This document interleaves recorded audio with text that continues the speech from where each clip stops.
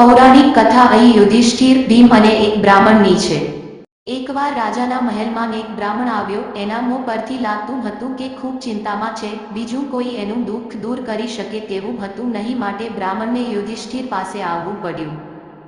જ્યારે બ્રાહ્મણ યુધિષ્ઠિરને મળે છે, પોતાની દીકરીના લગ્ન કરાવવા માટે થોડા પૈસાની સહાય માગે છે, ત્યારે તે રાજા યુધિષ્ઠિર કહે છે કે હું અત્યારે કામમાં છું, કાલે આવજે, કાલે તારું કામ થઈ જશે. જ્યારે બ્રાહ્મણ યુધિષ્ઠિરને મળે છે, પોતાની દીકરીના લગ્ન કરાવવા માટે થોડા પૈસાની સહાય માગે છે, ત્યારે તે રાજા યુધિષ્ઠિર કહે છે કે હું અત્યારે કામમાં છું, કાલે આવજે, કાલે તારું કામ થઈ જશે.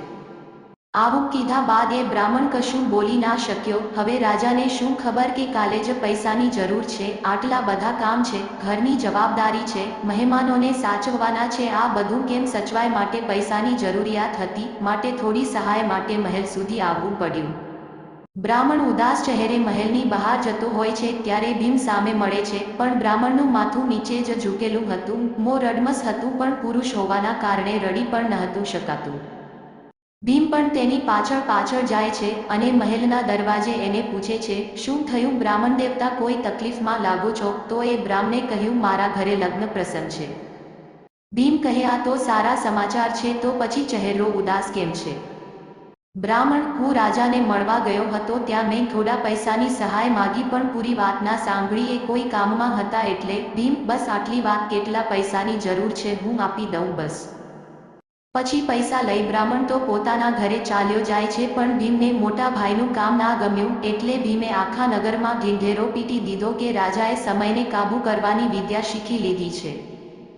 જ્યારે આ વાત રાજા યુધિષ્ઠિરને જાણ થાય છે, ત્યારે તે ભીમ જોડે જાય છે અને કહે છે, મેં ક્યાં સમયને કાબૂ કરવાની વિદ્યા શીખી છે, આવું તને કોણે કીધું? ભીમ ચતુરાઈથી કહે છે, મેં આજે સવારે એક બ્રાહ્મણને ઉદાસ ચહેરે બહાર જતા જોયો. જ્યારે મેં એને પૂછ્યું તો રાજાએ મને કાલે બોલાવ્યો પૈસાની સહાય હેતુ, પણ એના મોં પરથી લાગતું હતું કે એ પૈસાની જરૂર તેને આજે છે, પણ એની ઈચ્છા પૂરી ના થઈ.